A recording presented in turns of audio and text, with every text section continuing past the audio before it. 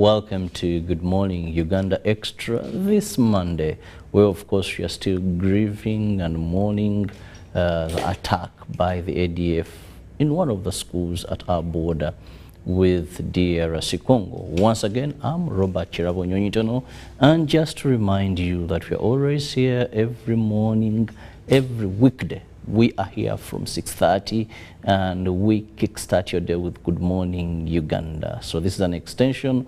However, you can't afford to start your day very informed, because we update you with what is happening locally and internationally, but also we have some bit of light moments here and there to cheer you up as you go about the day. Now, today is World Sickle Cells Day. What that means, well, in case you do not know, I have a potential guest to discuss this, a medical doctor who happens to be the National Sickle Cells Program Coordinator at the Ministry of Health. And this is Dr. Charles Kiyaga. Doctor, you're most welcome to our studios. Yeah, thank you, thank you. Now, when we talk about sickle cells, this is a disease that has been around for so long. However, it's been misunderstood by many people. Some associate it to witchcraft. Others may think it's a curse. And it has had impacts on very many people's lives, even those that may not be sick or may not be sicklers. But people would say that family has a disease that kills them, that family don't marry from them, that family, all sorts of things have been said.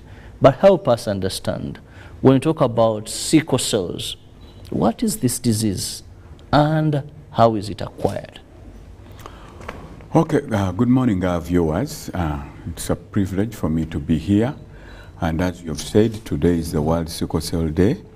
It's a day we celebrate the warriors who keep fighting every day, and we celebrate you today. Yeah, sickle cell has been a disease that has been with us as many years as we've been here. And until 1910, that's when a scientist, doctor, discovered this unique shaping of cells among these people who are presenting with these complications. So since then, a lot of work has been happening. It's a disease that is evolving, and there's a lot of learning in the process. It's a genetic disease. It is acquired from parents. There's no other way you can acquire sickle cell. It has to be from both your parents, not only one. Yeah, it's a genetic blood disease where there's an abnormality in the makeup of your red blood cells. And in that way, when under certain conditions, whenever you are under certain extreme conditions, and when the cells lose oxygen, they tend to sickle, they tend to lose the shape. And that sickled shape, when they move away from being round or donut shaped to a sickle, kind of like a sickle, then they become, they don't move properly in the blood, small blood vessels. They start clogging the blood vessels and causing blockage of blood flow and oxygen reaching certain parts of the body. And that's the cause of all the crisis, the pains, the organ damage. So this is where I see this part swelling. Yeah, that's when you see the part swelling. They are being devoid of oxygen because there's been a blockage in the small blood vessels. So the blood or the cells that carry oxygen do not reach certain parts of the body. And there is a lot of pain that is associated with that. Now, when you talk about sickle cells, actually it is something that I've done so much reading about because I grew up actually in a family that has sickle cells. Okay. My parents, from my dad, I'm a carrier myself. Okay. So it is something that I really am passionate about. Now, you've talked about this being a genetic disease where both parents have to be carriers. And now also explain to our viewer, who is a carrier? Okay, a carrier is a person who has a single dose of this gene. Usually for you to be a sickler, you have to have 2 doses. You have to have a pair of that gene, one coming from the mother and one from the father. Then they pair and they become a double dose. So they become homozygous. So you have that form of homozygous gene of sickle. But a carrier has only one. So for them, they have the gene of sickle cell, but they don't get sickle cell disease. They don't have any clinical presentations.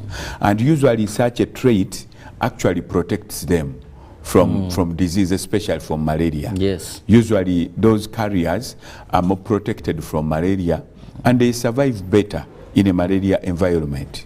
So over the years, those who don't carry a gene, if you have 100 babies born, and maybe 20 of them have died of malaria after 1 year, the chances are that among those 20, there is no carrier. So the carriers have survived.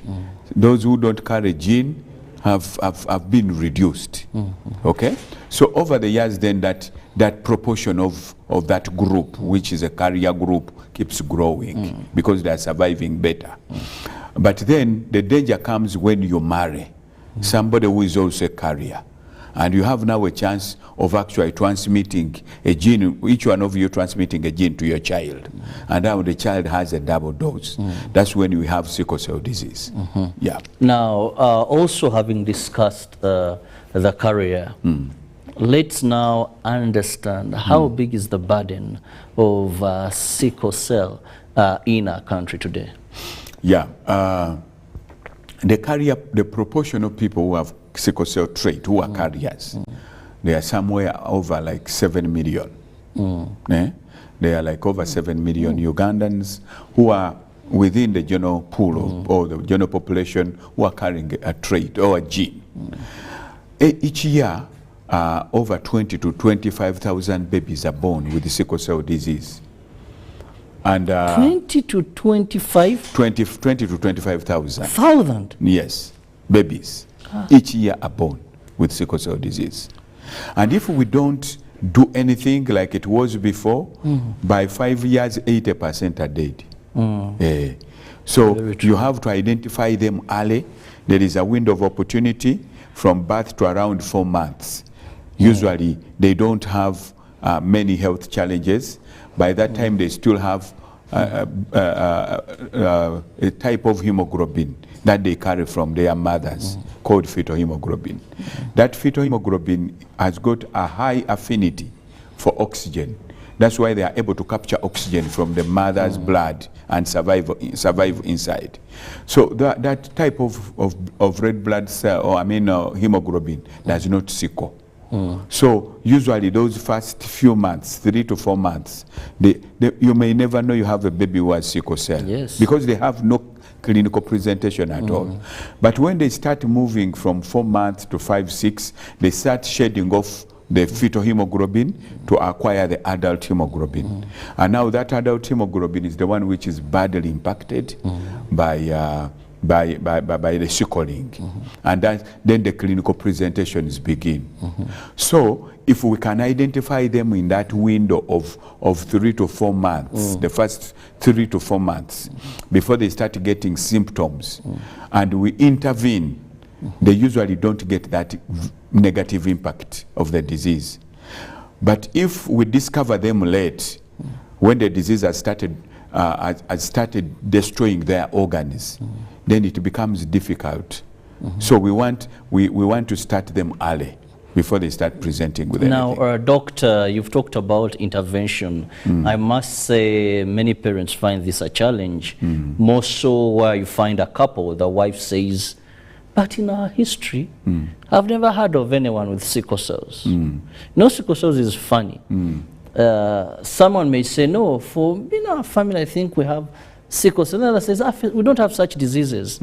Here they go, give birth to this baby, and it's usually very hard to identify this baby. In that time, you've said, it is only when they start symptoms, for example, some look at the eyes, these swellings, pain, and then if they go to a good doctor, by the way, because have seen a number of either, I don't want to criticize our professions, but they fail to identify. You move doctor to doctor until one says, but you know what?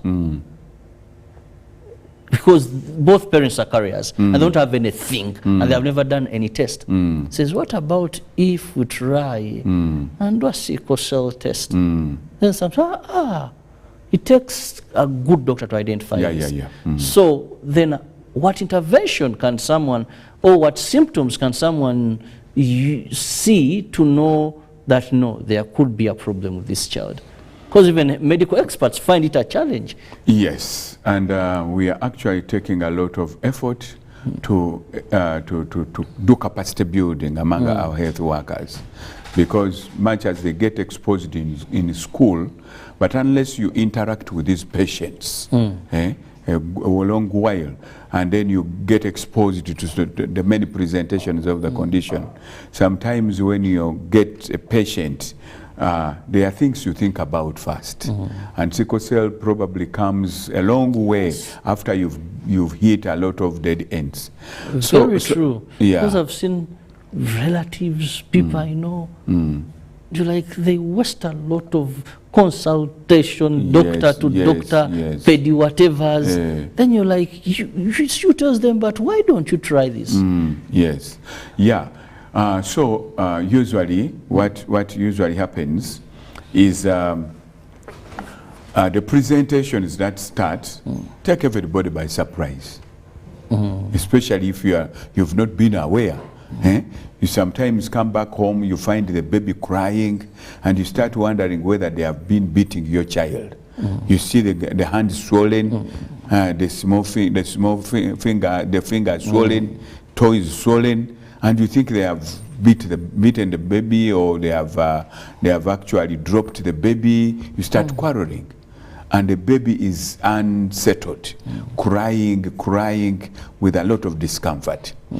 So when you go, then they start thinking, is it malaria? Is it what? Is it what? Is it what? But if you see those swellings and that pain, usually if you have been an experienced doctor who has seen these cases, you will definitely quickly think about sickle cell. But usually that is not the first line of thinking. People meander a lot and they eat a lot of dead ends. By the time you actually zero in on sickle cell, you have done a lot and wasted a lot of time, wasted a lot of resources. So that's what we want to make sure we reduce. We make sure we do capacity building. So we are doing a lot of that now. We are training health workers within hospitals, and we have a lot of plans and programs we have set for capacity building in managing the cases. So those early identification, usually the curtain raiser, the key things is pain. Usually when the baby, children are very interesting. By the time a child shows they are sick, they are really sick. Because for them, they are not very conscious of themselves. They are always around their environment playing, as long as it's not very intense. So by the time this baby presents and there's a problem, it has already been there for a while. So these issues of like anemia, yellow eyes and whatever could have been already presenting, but we are not realizing. It is usually the pain which is a trigger. Because when you see the baby crying, you can even start beating the baby yourself. You think this baby is becoming naughty, you give them food, they eat, or they refuse to eat, they are falling down, they are crying, you become impatient. You can end up beating them, but they are going through a lot of agony, a lot of pain. Okay? So usually it is when the pain starts, usually that is what opens up the eyes of the parents. And by that time, as I told you, what triggers the pain, the cells are already not move. I mean, they are clogging the blood vessels.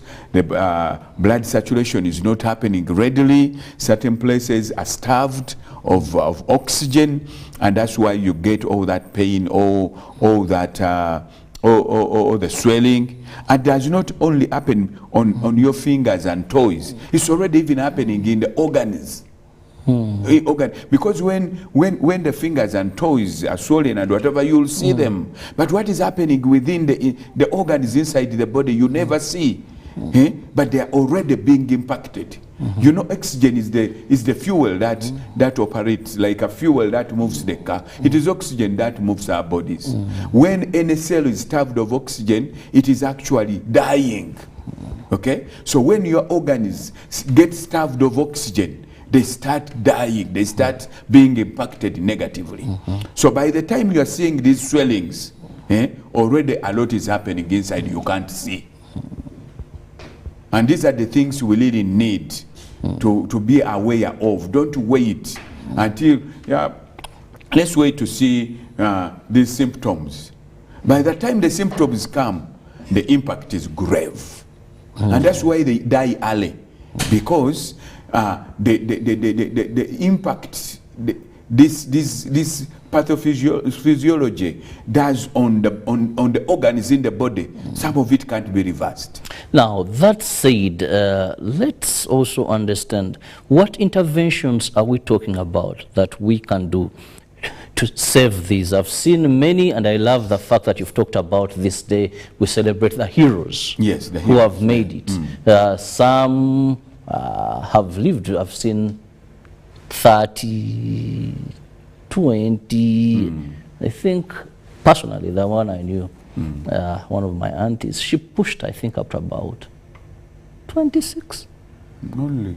I think she pushed, yes. May her soul rest in peace, Auntie Eunice. But what is this that we can do at this early stage? Because you talked about intervention. I'm so excited to know what that could be. Actually, the first intervention, of course, is testing to identify that the gene is there. You have the gene, you have the problem. And usually, because by that time the baby is okay, is running, is having no problem. Even now we are doing newborn screening. I told you in those high burden, I haven't talked about where the burden is high, but I will be talking about these regions where we have set newborn screening programs. But sometimes even some of the parents don't want to participate. Why take the blood of my baby? My baby is okay. No, you never know, let us check. Now, after we take off the blood to go and check, when the results come back, you are looking for the parents. They are not coming back to pick results. Even for those for whom you have found they have a gene, you are calling them and the mother is telling you, I don't have money, okay, I will come. And they take 3 months. They have never reported. They have 4 months. They are nowhere to be seen. So that's the kind of awareness we want to create. You don't have to wait for your child to start presenting with symptoms. Because as I've told you, what you see on the outside, the swelling on the toes and the fingers, is a smaller thing. The bigger impact is already happening inside, in the lungs, now, in the liver, is happening in your kidneys, is happening on your in the organs, critical organs of your body. Now, if you screen and find this child has the genes, what interventions? Okay, what intervention do we do? If we screen and we find this child is actually having this gene, we start interventions. They are what we call prophylactic medications. So we give them, because one of the things that happen, these red blood cells that sickle usually don't have a long life, shelf life. They have a shorter lifespan. They die off quickly. A normal red blood cell will survive for about 3 months. Okay, for about 4 months actually. But a sickled cell, a cell that has that gene, its lifespan is 1 month. So they keep dying, they keep being eliminated. So one of the key presentations is pneumonia, not pneumonia, sorry, anemia. So anemia is where they lose blood. They don't have enough blood. So what we do, we give them medication to make sure their blood levels are boosted. Their body is supported to produce more red blood cells. So we give them folic acid. And they must be on this drug for life. They must be on this medication so that they don't go into a crisis of having anemia. They don't have enough cells, and yet the cells are also being clogged. So there is a bigger crisis around oxygen transport around the body. Then we give them prophylactic medications.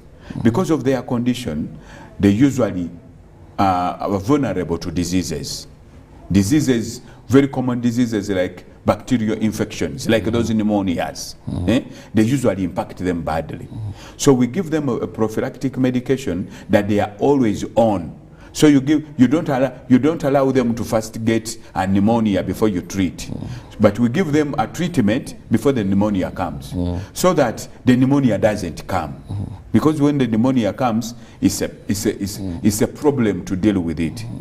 So they are always on that medication, an antibiotic that they are always on for life. Then we protect them against malaria. The carrier, as I told you, usually are protected against malaria, but the sicklers are very vulnerable to malaria. So we give them a medication that prevents malaria. Or you make sure they sleep in a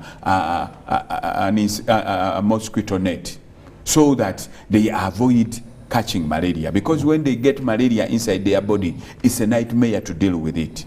Okay? And then you make sure you feed them well. Because of their condition, they have a high demand for generating new cells, new red blood cells that are being destroyed. So they need a lot of protein. Their feeding must be not the normal feeding of a regular child, a normal child. You have to boost up. Make sure they get a protein diet, they get proper diet, so that their body is supported.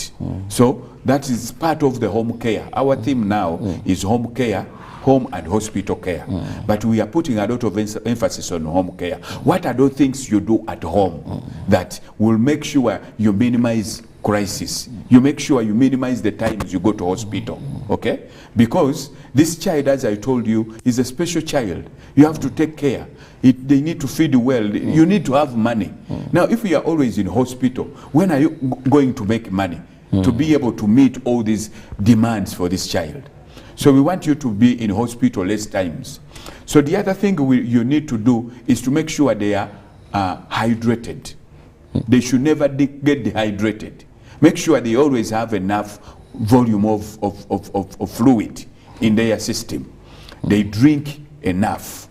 So make sure they are always drinking, because as they drink and there's enough volume of fluid in their system, the sickling also is relatively less. That supports. So you make sure they drink. They can drink water, they can drink juice, they can drink tea, but they must drink. They should have enough volume of fluid in their system. So those are things that you need to do. The other things, you need to make sure you avoid certain extreme conditions. If there's a lot of extreme cold, you make sure you put them in warm clothing. Because most of these attacks, that's what I grew up when we are calling it, afunya attack, happen when it is cold. I don't know why. If it was cold, that's when those swellings and all that, and that extreme pain comes in. And you know, naturally, when it is cold, the body tends to retract, because it is trying to preserve heat from the environment, because the environment is cold. So the body is trying to see it closes in to reduce the loss of heat. And that closing in means your blood vessels and everything tends to narrow down, to contract. And in that contraction, the situation becomes worse, because the blood vessels are narrowing, but then these cells that are sickled tend also to be sticky. So they are not moving properly. They stick and create a lot of clogging. So So then the crisis is setting. So you avoid those extreme conditions, extreme heat condition, extreme cold conditions. You make sure you put them in warm clothing. Make sure they don't do a lot of strenuous exercise, like doing a lot of physicals, especially under extreme conditions. You make sure they need to play like every other child, but shouldn't be very extreme. If you're doing a lot of manual work like those in school, make sure you don't treat these children the same way you treat a normal child. If you're giving them to dig, do very strenuous exercise. This one you should give them a bit of consideration, because their condition, their body situation is not the same as a normal child. Yeah. Well, allow me go for a short break. When I return, I still have Dr. Charles Chiaga, who happens to be the National Sickle Cell Program Coordinator at the Ministry of Health, as today we commemorate World Sickle Cells Day, where we recognize the heroes, those that have struggled to where they are with sickle cell disease. I return shortly.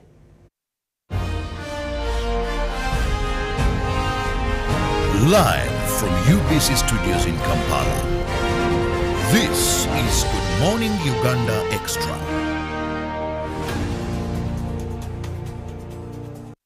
Iwakato, this is a quick call. I'm almost out of minutes. Now, the center.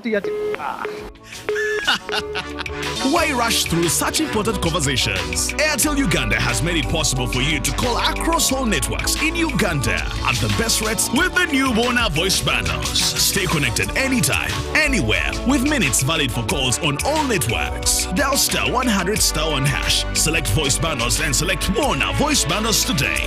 Airtel, a reason to imagine. Juko. Yo. What you go? Check the shopping, man. What's your secret? Uganda, haven't you heard of the parish development model PDM? Yes, I did, but I thought it was just a talk. No, Sebatia. It is real. I and a few friends together formed a circle, accessed money from the PDM, invested in a portrait project, and now things are moving. Juko. I thought I was one of your friends. You are. But you left me behind. I didn't leave you in poverty. What you do, just visit your LC2 chairperson and your parish chief and start the process of economic transformation. Just like that. Okay. The parish development model is an initiative from the government of Uganda through the Ministry of Local Government designed to transform all lives of Ugandans for the better. PDM, my parish, my development, my life.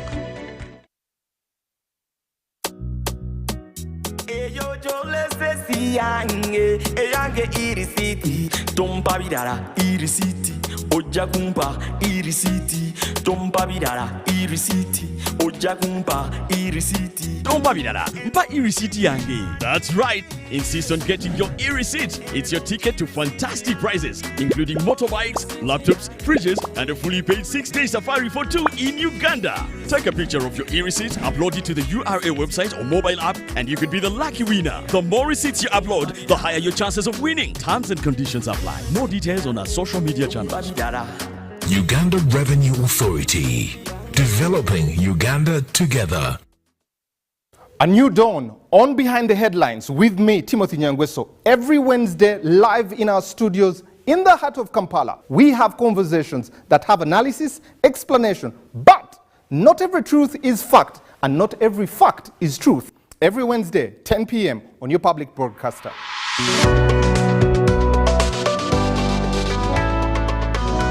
All on your public broadcaster, UBC, inspiring Uganda.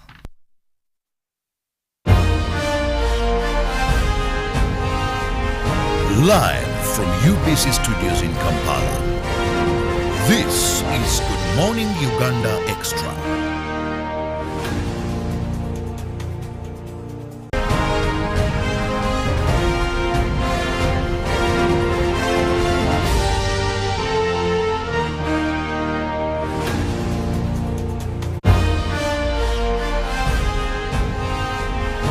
Live from UBC Studios in Kampala, this is Good Morning Uganda Extra.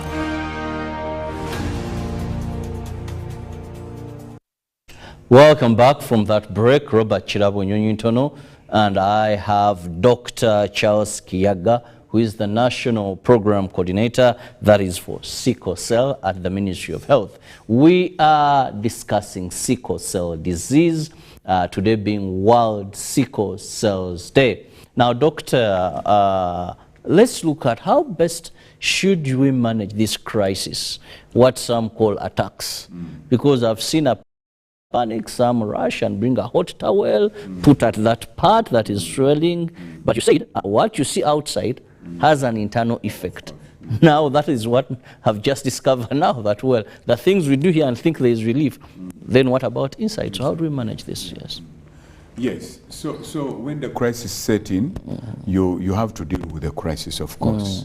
The after effects of the crisis is something you talk of tomorrow. You think of tomorrow, but you have to deal with the crisis of that moment, and that crisis is pain. You have to deal with the pain. So you have to give this child painkillers to make sure you lessen the pain. Quickly set in to give them fluids. Make sure they drink. Or if it is severe and they are in hospital, they should have a line put on so that there is fluid, there is increased volume, because that increased volume tends to also kind of dilute the effect of clogging, trying to reduce it somehow. So make sure you rehydrate them, put them on painkillers. If they have been in cold, or it is the cold that has set in the crisis, make sure they are warm, okay? And start symptomatically managing them. So make sure you give painkillers, okay? And the painkillers depending on the level of pain. And this is why newborn screening and early intervention is very important. There are some of those that go into pain, and you have to have higher levels of pain management, where you have to put them, where these Panadols and whatever can no longer work. You have to go to high pain, real pain management. And you know, as you manage the pain, you are not dealing with the impact that is as a result of that crisis, that pathophysiology that has caused that pain, the impact on the organs. So you deal to lessen, to moderate or to lessen the crisis, and after that you start managing them. As I told you, that management that the routine management they should be on should be something that has to be maintained. If the pain is severe, you may need to actually, the sickling might be so intense that most of their cells have sickled. So they don't have real enough cells circulating to carry oxygen around the body. You need to put them, to put a bloodline. Make sure that you put a bloodline. There are cases where you almost need to do like a blood exchange, where you remove the sickled cells and you put normal cells, so that you drastically deal with the sickling effect, especially when it is severe. Of late, we see so much of bone marrow transplant. Children, I don't know if in Uganda we are not yet there, but one of the countries I know is India. With car washes, fundraising to take these children to India, then they do the bone marrow transplant. And somehow I've seen about some that really recover, though it's also another problem, situations after to maintain quick healing and all that, getting a donor. Do we do this in Uganda? No, we don't yet do it in Uganda.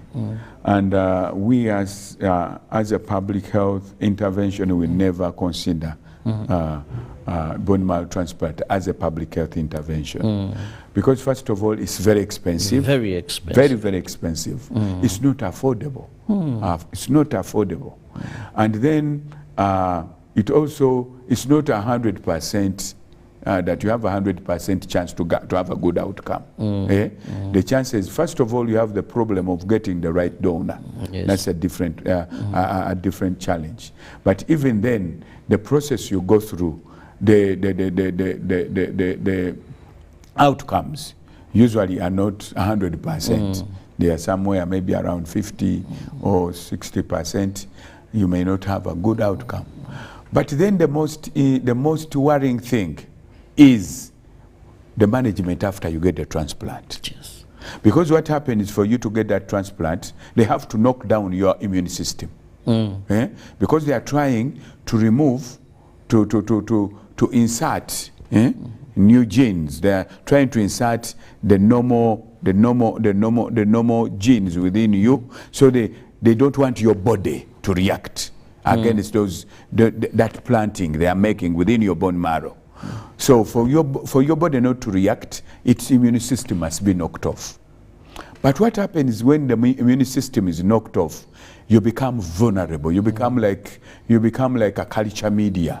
You become like a food for any disease, because your immune system that fights to protect you has been knocked down. So usually what happens is you have to keep this child under almost sterile environment, where they catch nothing. You can do that while you're in hospital in India, America, wherever that has happened. But when you bring them back here, we have a lot of these organisms within the air we breathe. How are you going to protect this child without catching anything? Actually, to be honest, many of them have successful surgery, but then they die. Yes, they die out of pre-operational care. I mean, post-operative care is difficult. So you have to keep this child for over a year, almost in a sterile environment. Where are you going to manage that one? In-house, completely difficult, very difficult.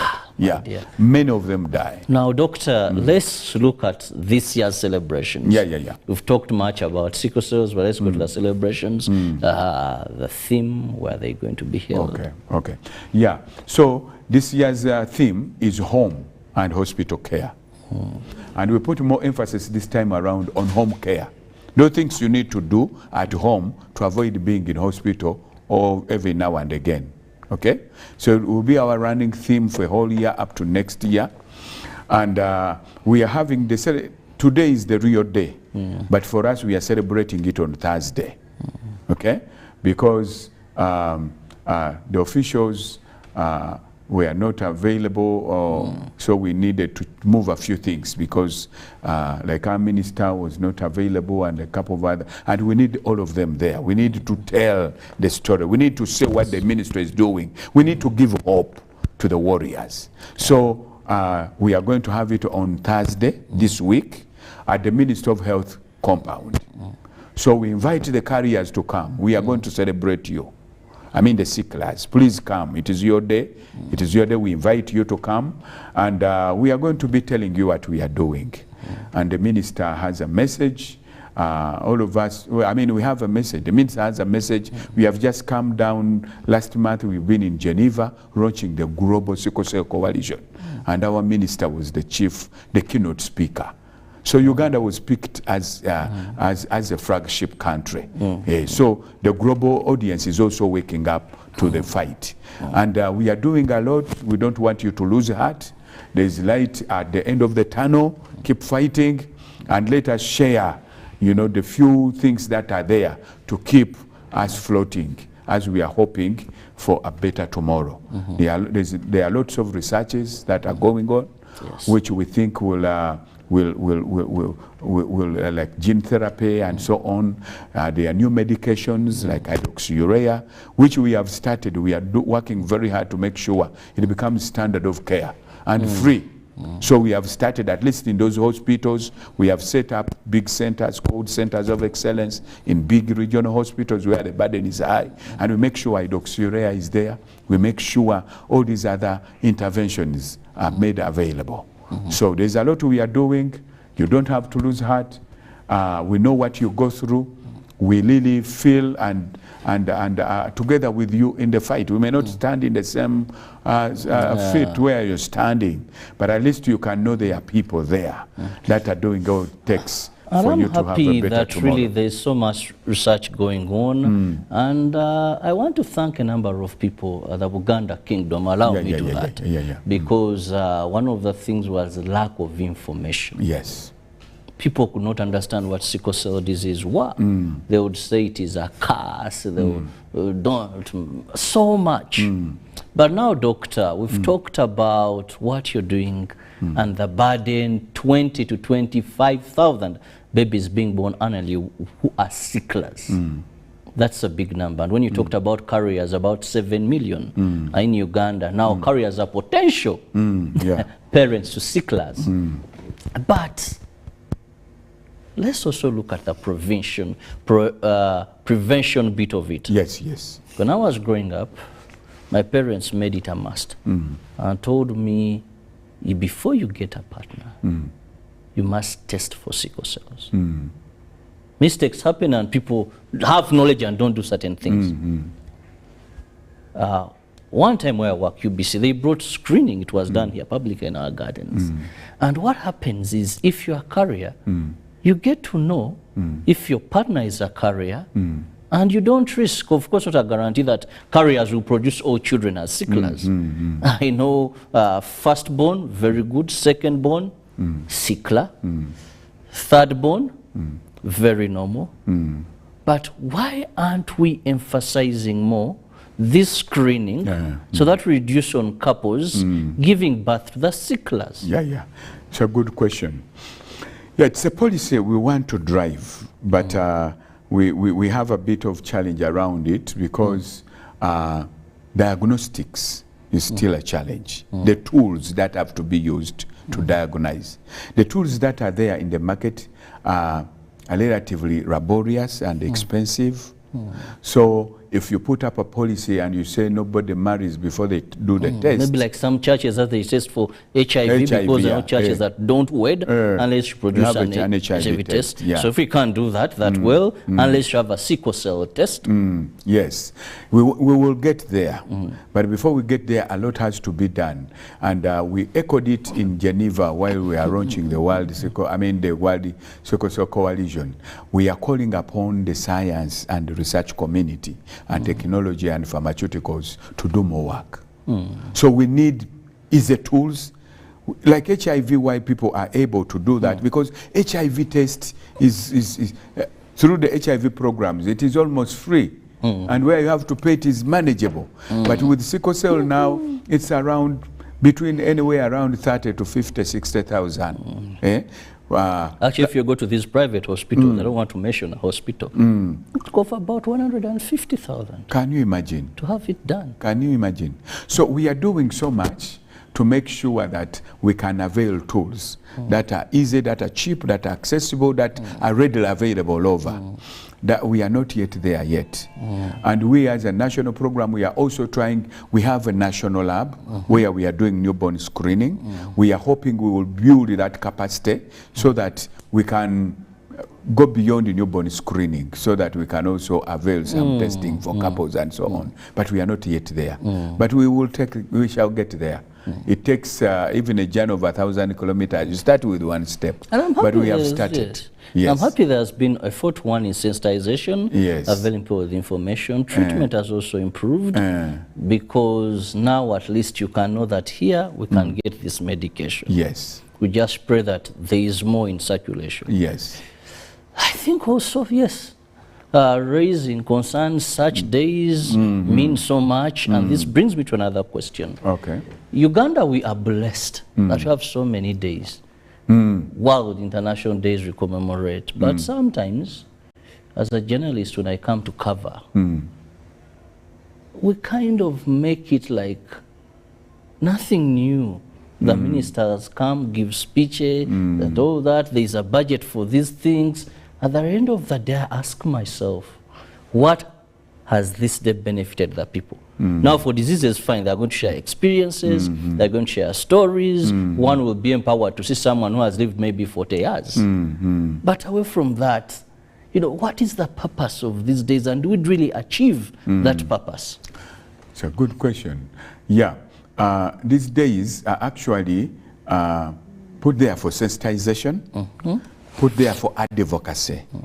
Because sickle cell has been here for long. But there are people who are not even in decision-making positions. People who decide these budgets and so on, they know nothing. So it's a time when we do advocacy, we do sensitization, we create awareness, and also, you know, like the sicklers have a chance to meet fellow sicklers and share stories and get hope, get information that gives them hope to live on and hang on. So for us in a disease world, there's more to gain than in other settings. Even if we haven't gained in terms of how much budget has come in, but somebody has seen someone who has lived for as many years. When they were told you can't go beyond the 20, when you see one of 50, you know, then I should hang on, I should fight. So for our case at sickle cell, we really cherish this day, and we take it not lightly, and we want to optimize it. We want to use the information. And actually, this event is going to be aired on UBC Live. So those of you who are not able to access the ground at the Ministry of Health, please tune in on your UBC. On Thursday from 9 to midday. It's going to be aired live. So we want the message to go out there. Because if a health worker doesn't have enough information about sickle cell, just imagine the general public.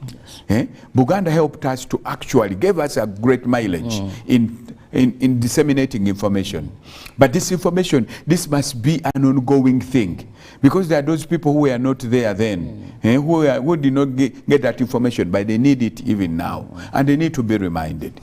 So sharing information, sensitization, giving hope, doing advocacy, telling the people who manage budgets and whatever, we need to do something. That's the reason why we have to have this day. Well, Doctor, I must let you go, but your final word to the warriors. Okay. Yes, warriors, we are with you. And you are the reason why we keep ourselves on our feet every day. We are there that you have a reason to face tomorrow. Please don't lose heart. We are working day and night. And you will hear what we will communicate on Thursday. There is a lot of hope coming. There's a lot we are doing. We are not rested. We know what you go through. We struggle with you. But all we can say, please hang on. Please don't lose hope. There is a light at the end of the tunnel. It has never been any better. It has always been as gloomy, it has always been dark, but I can assure you there is light emanating, coming from all the other side. We will be sharing what we are doing already and what is in the pipeline. Well, I want to thank you so much, Doctor. Thank you for your time. Thank you for those words of encouragement, the sensitization, and for me, I'll speak and I'll call upon the general public. Sickle cells is a disease like others. It has nothing to do with being or witchcraft or a curse to a certain family. It is a disease, genetic disease. If you can, I beg of you, go for a screening as couples. Yes. So that we avoid giving birth to sicklers. You could be a carrier and you don't know, because carriers just look like I look.